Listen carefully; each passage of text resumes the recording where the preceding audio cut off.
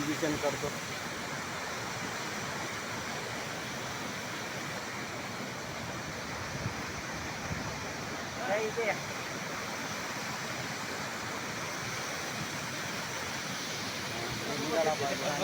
इकडे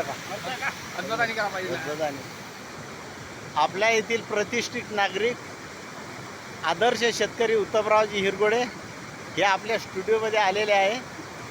त्यांनी हळाचे काळं करून 3 एकरावरली शेती 25 एकरावर नेऊन घातली. तर अशा प्रकारे त्याचा जीवन प्रवास चालू आहे.